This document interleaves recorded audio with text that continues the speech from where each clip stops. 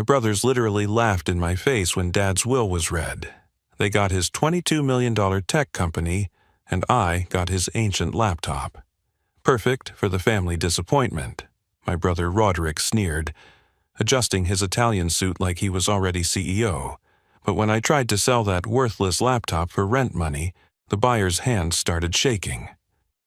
"This isn't just a laptop," he whispered, his eyes wide with something between fear and excitement. "This is evidence that could destroy everything.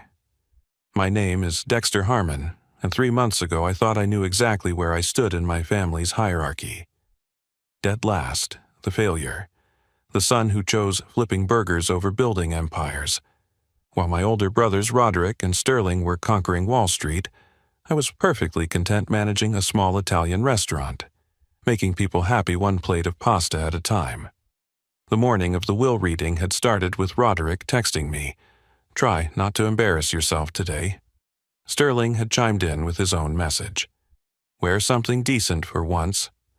They'd always been a team, those two. Roderick, at 35, with his Harvard MBA and perfect hairline, running Dad's East Coast operations.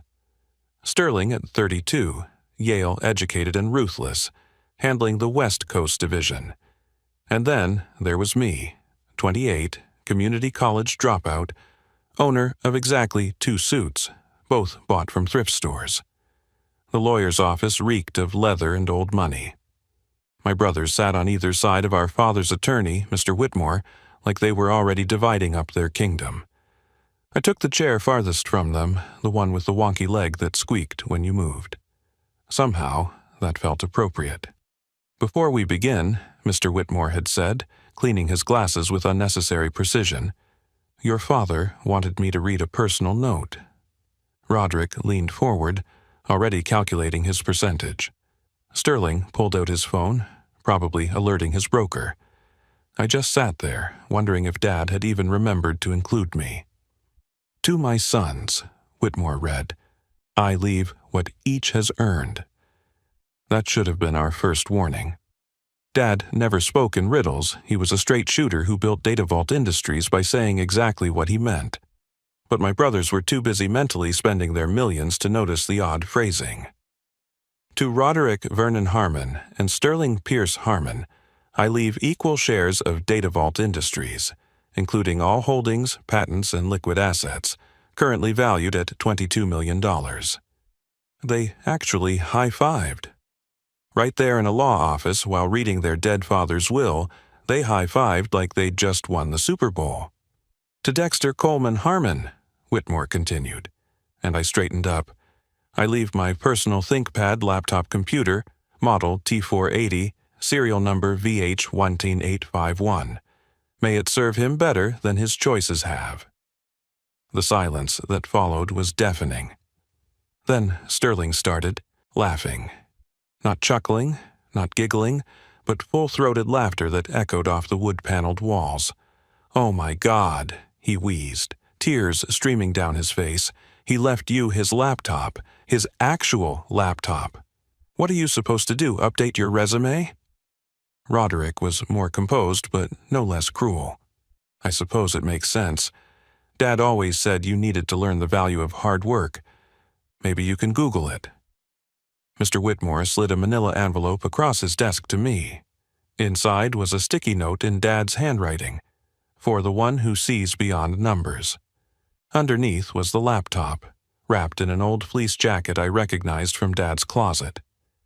"Gentlemen," Whitmore said, clearly uncomfortable with my brother's reaction, "there are some additional documents regarding the company transition." "Send them to our lawyers," Roderick said, standing up and buttoning his jacket. "We've got a company to run." They left without saying goodbye. I sat there holding a 9-year-old laptop while they went off to claim their empire. The worst part wasn't the humiliation or even the clear message that Dad saw me as worthless. The worst part was that Mom wasn't there to see it. She would have been the only person in that room on my side. Mom had divorced Dad when I was 10, claiming he'd become someone she didn't recognize. The court proceedings were vicious. Dad painted her as unstable, delusional, a woman chasing conspiracy theories about his business. The judge believed him. She got a modest settlement and a gag order. She got her freedom, but lost her credibility. And when I chose to live with her instead of him, I lost my father and brothers in one swift decision. That laptop sat in my apartment for 2 weeks before the eviction notice arrived. That's when everything changed. That's when I decided to sell the one thing my father thought I deserved, never knowing it contained enough evidence to destroy the empire my brothers thought they'd inherited. The Italian restaurant where I'd spent the last 5 years of my life was called Nonna's Table. It wasn't fancy, just a corner spot in downtown Portland with checkered tablecloths and the best carbonara on the West Coast. The owner, Mr. Benedetti, had hired me as a waiter, but when he saw how I treated his customers like family, he promoted me to manager within 6 months. I loved everything about that place, the smell of garlic and basil that clung to my clothes, the regular customers who trusted me to remember their allergies and anniversaries, the way Mr. Benedetti would sing opera while kneading dough in the morning. My father never understood it. During our rare phone calls, he'd always ask the same question: "When are you going to get a real job?" To Vernon Harmon, running a restaurant was beneath a Harmon man. We were supposed to be titans of industry, not people who served others. But I'd seen what being a titan had done to him. I'd watched him transform from the dad who taught me to ride a bike into a stranger who measured love in stock options and expressed affection through tax-deductible gifts. The day after the will reading, I went back to my apartment, a studio above a dry cleaner's shop that always smelled faintly of chemicals. The laptop sat on my kitchen counter next to a stack of overdue bills. I'd tried to open it once, but it was password protected. The hint read, "The day everything changed." I tried Dad's birthday, the company's founding date, even the day he made his first million. Nothing worked. My phone buzzed with a text from my mother. "How did it go, sweetheart?" "About as expected," I typed back. "R&S got everything. I got Dad's old laptop." She called immediately. "Oh, Dexter, I'm so sorry." "It's fine, Mom. We both knew this would happen. It's not fine. You're his son too. You deserved better." Francine Harmon was the strongest woman I knew, but I could hear the pain in her voice. She blamed herself for my estrangement from Dad, thought that if she'd stayed in that marriage, maybe I'd have had a father. What she didn't understand was that Vernon Harmon had stopped being my father long before she left him. "How's the restaurant?" she asked, trying to change the subject. I looked at the eviction notice on my refrigerator. Closed. Mr. Benedetti couldn't survive the pandemic. Too many months without customers, too much debt. "Why didn't you tell me?" "What would you have done, Mom? You're living on Social Security and the settlement Dad gave you. I'm not taking your money."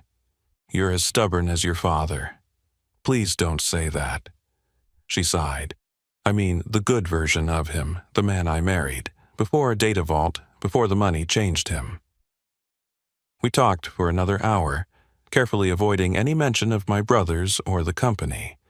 She told me about her garden, about the new mystery novel she was reading, about her neighbor's cat who kept stealing her newspaper.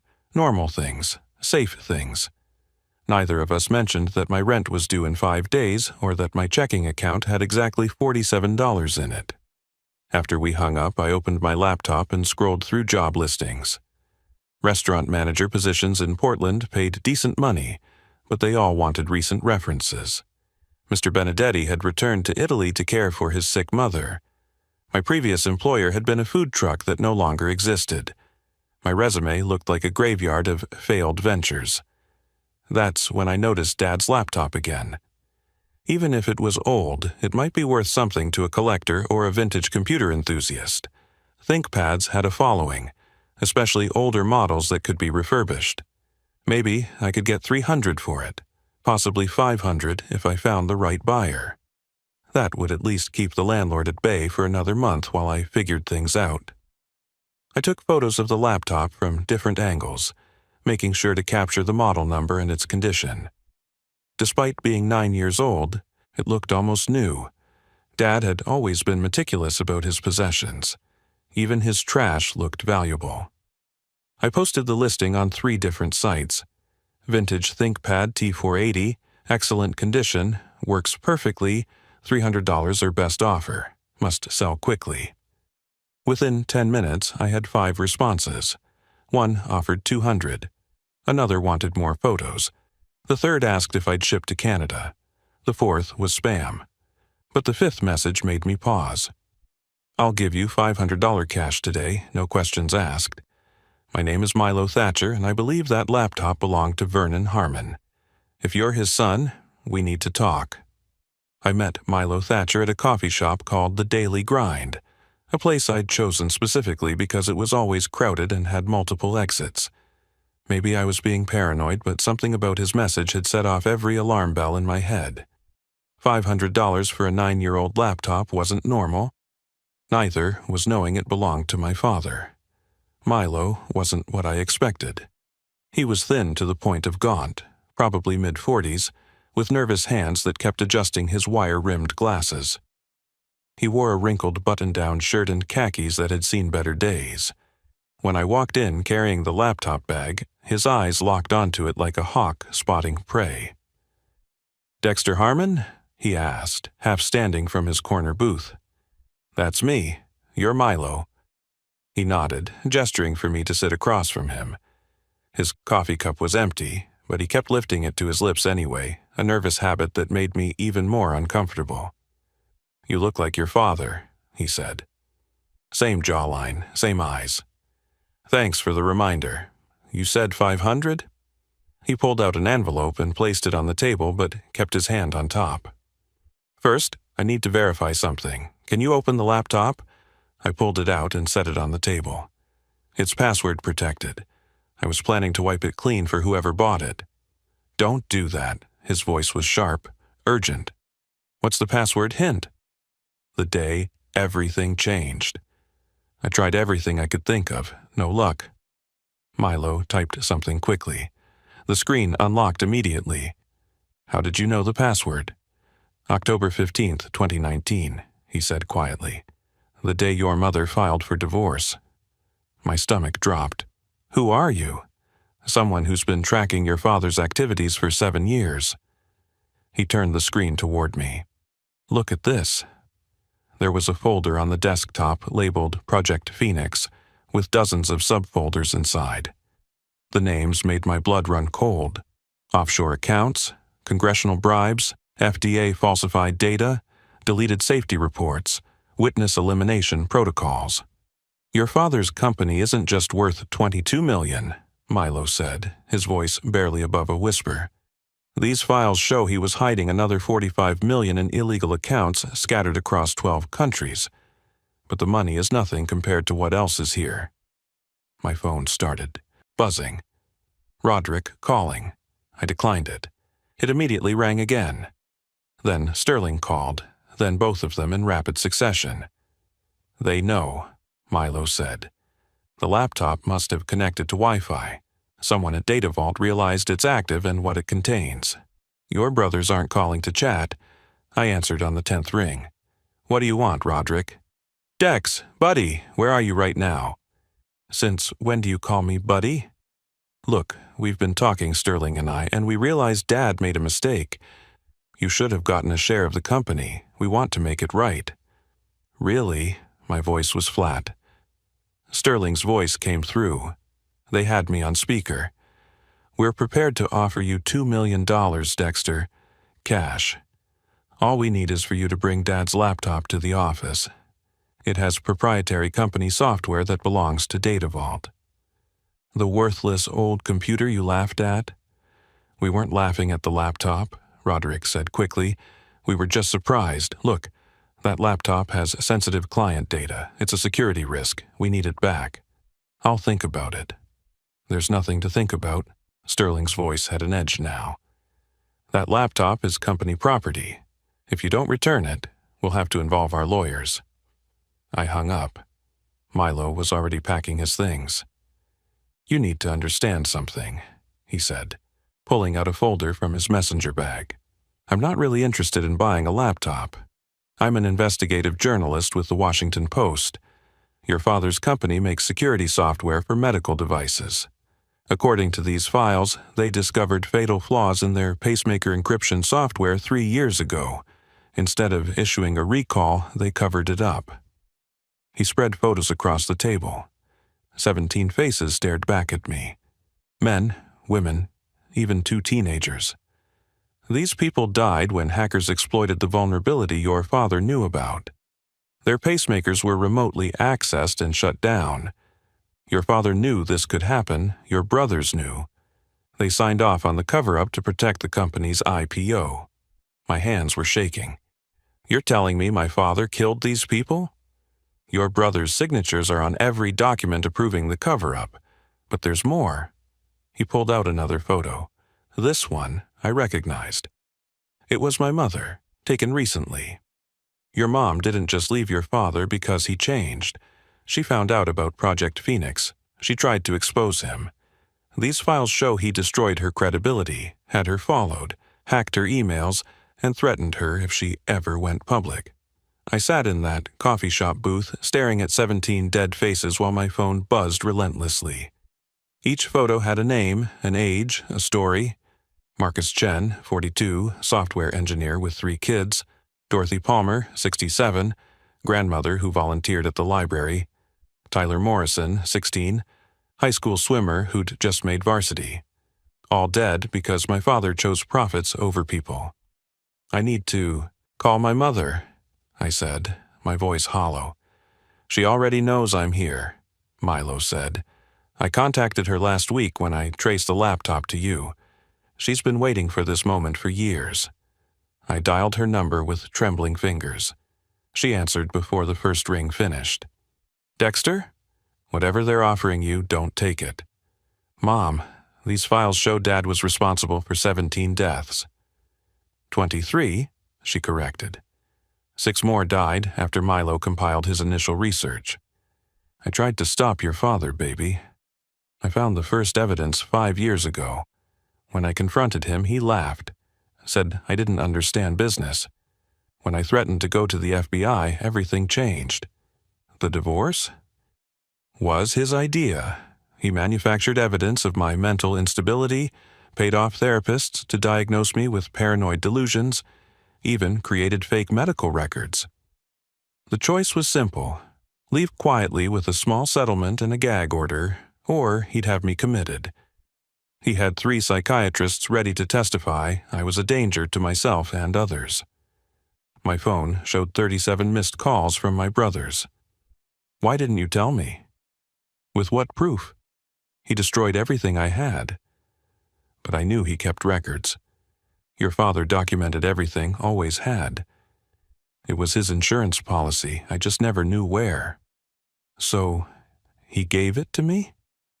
Maybe he grew a conscience at the end. Or maybe he knew his real legacy needed to die with him. Milo leaned forward. We can stop them, Dexter. The FBI will take this seriously. But once your brothers know what we have, they'll destroy any evidence at the company. We need to move fast. I thought about those 17 faces. About my mother, branded as crazy for trying to do the right thing. About my brothers, who'd stepped over bodies to protect their fortune. They want me to bring the laptop to the office, I said. That's perfect. Milo's eyes lit up. We can use that. You want me to walk into their trap? No, I want them to walk into ours. I've been building this case for years, but I needed the laptop to prove it. Your brothers just gave us the opportunity to get them on record. I called Roderick back. He answered immediately. Finally, Dex, where are you? I've been thinking about your offer. And? $2 million seems low for something you're this desperate to get. Sterling cut in. How much do you want? $5 million, cash, tonight. Done, Roderick said without hesitation. That's when I knew how damaging those files really were. Come to the office at 8. The building will be empty, just us. I'll be there. After I hung up, Milo made his own call. Agent Rivera, it's Thatcher. We have them. Tonight at 8, Data Vault headquarters. He listened for a moment. Yes, he's agreed to wear a wire. Wait, what? Milo ended his call. The FBI has been investigating Data Vault for 2 years, but they could never get inside. Your brothers just invited you in. This is our chance. You want me to wear a wire to meet my brothers? I want you to get justice for 23 people who can't speak for themselves anymore. I looked at the photos again. Tyler Morrison would have been 19 now, probably in college. Dorothy Palmer would have met her newest grandchild. Marcus Chen's kids would still have their father. There's something else in those files, Milo said quietly. Your father's death wasn't natural. What? 3 days before he died, your brothers changed his heart medication. The new prescription had a fatal interaction with his other medications. Whether they knew about the interaction or not, I can't say, but their signatures are on the prescription override. The coffee shop suddenly felt too small, too hot. My brothers might have killed our father. The man who gave them everything might have died by their hands. I need some air, I said. Dexter, I know this is a lot. A lot? I just found out my entire family is built on murder and lies. My brothers might have committed patricide. My mother was gaslit and threatened. And now you want me to walk into a building with them while wearing a wire like I'm in some crime movie? I want you to be the one, Harmon, who does the right thing, Milo said simply.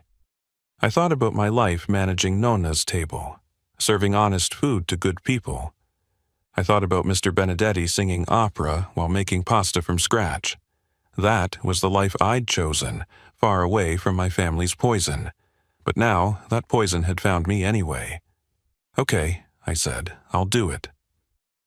Data Vault Industries occupied a gleaming 20-story tower in downtown Portland, all glass and steel ambition. I stood in the empty lobby at exactly 8 o'clock, the laptop bag heavy on my shoulder, and the FBI wire taped to my chest, feeling like it might burn through my shirt. Agent Rivera had coached me for 2 hours on what to say, what to ask, how to get my brothers to incriminate themselves, but no amount of preparation could steady my racing heart. The elevator ride to the top floor felt endless. When the doors opened, I found Roderick sitting behind Dad's massive mahogany desk like he'd been born to it, while Sterling paced by the floor-to-ceiling windows that overlooked the city. There he is, Roderick said, standing with a smile that didn't reach his eyes. Our baby brother, finally coming to his senses. Let's just get this done, I said, walking into the executive conference room. Sterling followed me in, closing the door behind us. First, the laptop. First, the money. Roderick laughed. You really have been living in the real world too long. You think we carry $5 million in cash? Then we have a problem. No, you have a problem, Sterling said, his friendly mask dropping. That laptop contains stolen property, intellectual property that belongs to Data Vault Industries. You can give it to us now and take your money, or we can have you arrested for corporate theft. I set the laptop bag on the conference table. Before we do this, I want to know something. Did you know about the pacemaker flaw? Both brothers froze. What pacemaker flaw? Roderick asked carefully. The one that killed 17 people. Or should I say 23? Sterling moved closer. Where did you hear that? Does it matter? I'm just curious if you knew people would die when you signed off on the cover-up. Business requires tough decisions, Roderick said. A recall would have destroyed the company, thousands of jobs lost, pension funds wiped out. Sometimes the needs of the many outweigh the needs of the few. So, you did know? We knew there was a theoretical vulnerability, Sterling admitted. The chances of it being exploited were minimal. Tell that to Tyler Morrison's parents. He was 16. How do you know that name? Roderick's voice turned sharp. I pulled out the laptop and opened it. Because it's all here, every document, every email, every cover-up. I connected it to the conference room screen. Dad kept meticulous records. The first document appeared on the screen. Termination order, Francine Harmon, permanent solution. Sterling went pale. What is that? It's a contract Dad took out on Mom. He hired professionals to kill her if she went public about Project Phoenix.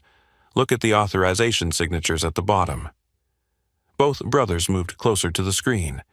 There they were. Roderick V. Harmon, Sterling P. Harmon. "We never signed this," Roderick protested. "We sign hundreds of documents. Someone must have slipped this in."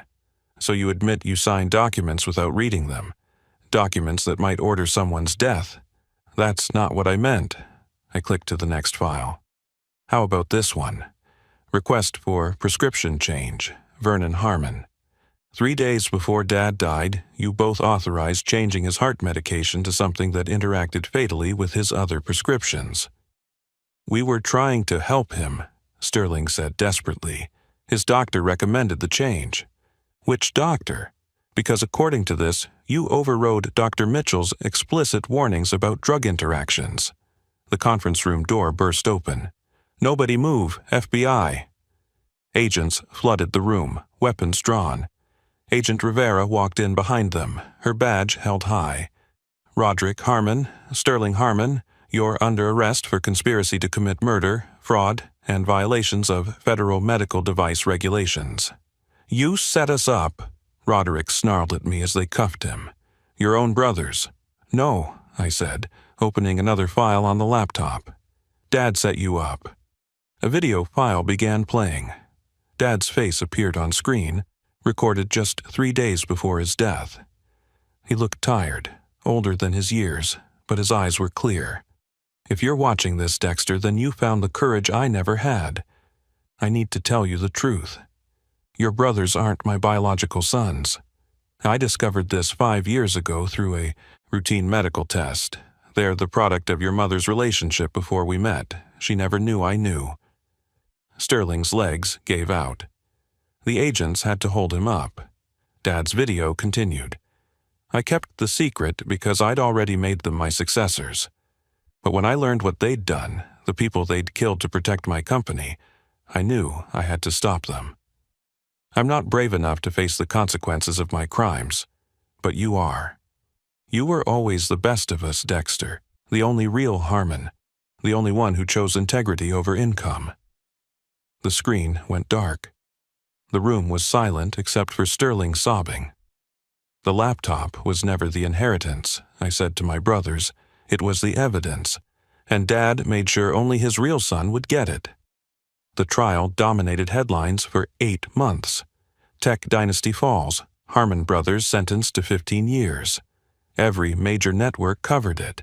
Every newspaper ran exposés about Datavault's victims, but I avoided all of it. While Roderick and Sterling sat in federal prison, I sat in my mother's kitchen, learning to breathe again. The FBI seized everything connected to Datavault Industries.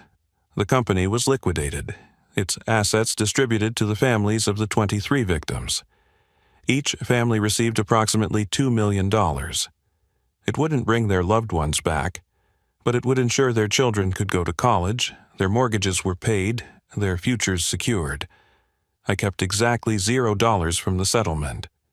When the federal prosecutor asked why I didn't want my share as the whistleblower, I told him the truth. That money has blood on it. I don't want to build a life on someone else's grave. Mom and I grew closer than we'd ever been. Every Sunday, she made pot roast with those little potatoes I loved as a kid. We talked about everything except the trial. She was finally free from the secret that had nearly destroyed her, free from the fear that Vernon Harmon's reach extended beyond death. The woman who'd been labeled paranoid and delusional was vindicated, though she took no satisfaction in being right. "I loved your father once," she told me one evening as we sat on her porch. "The man I married was brilliant and ambitious, yes, but he was also kind. He used to bring me flowers every Friday, not because it was special, but because he said I deserved something beautiful in ordinary moments. What changed him? Success? Or maybe success just revealed who he always was. I'll never know for sure." Milo Thatcher won a Pulitzer Prize for his exposé on Datavault Industries. He offered to share credit with me, but I declined. He'd spent 7 years investigating my father's crimes. All I'd done was inherit the evidence. He sent me a signed copy of his book with a simple inscription, "To the only honest Harmon." The strangest part was learning to live without the weight of my family name. In Portland, everyone knew who I was.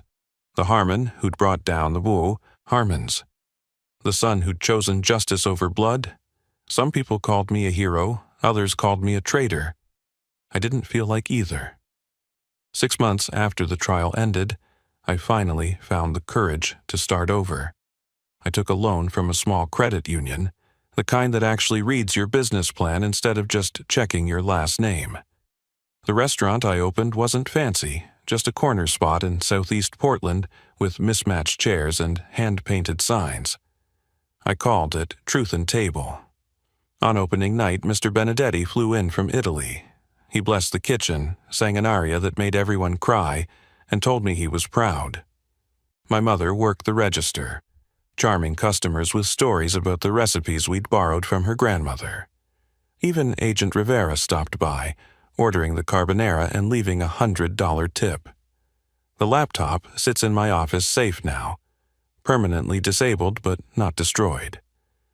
Sometimes I look at it and think about the weight of truth, how something so small could contain enough information to topple an empire. Dad had given Roderick and Sterling $22 million, but he'd given me something far more valuable, the chance to choose who I wanted to be. I hired 2 of the victims' family members at the restaurant. Marcus Chen's daughter works as our sous chef, bringing Korean fusion ideas that have people lining up around the block. Tyler Morrison's mother manages our books, finding peace in the simple arithmetic of an honest business. Last week, a young man came in during the lunch rush. He ordered the special, paid in cash, and left a note with his receipt. My grandmother was Dorothy Palmer. Thank you for giving her story a voice. I've learned that inheritance isn't about money or property or even blood. Real inheritance is about the choices we make when tested. My brothers inherited millions and lost their souls. They sit in federal prison, writing appeals that will never be granted, claiming they were just protecting shareholder value. But I inherited an old laptop and found my purpose. Every meal we serve at Truth and Table is honest. Every employee is paid fairly. Every customer is treated like family. It's not an empire, but it's mine, built on something stronger than lies and richer than blood money. Sometimes the smallest gifts carry the heaviest truths, and sometimes the best revenge against a corrupt legacy is simply living an honest life. If this story resonated with you, if you believe in the power of truth over wealth, integrity over inheritance, then please like this video and share it with someone who needs to hear it. Drop a comment below about a time when you chose to do the right thing, even when it cost you everything. And don't forget to subscribe to our channel for more stories about ordinary people facing extraordinary choices. Remember, your true inheritance isn't what you're given. It's what you choose to do with it.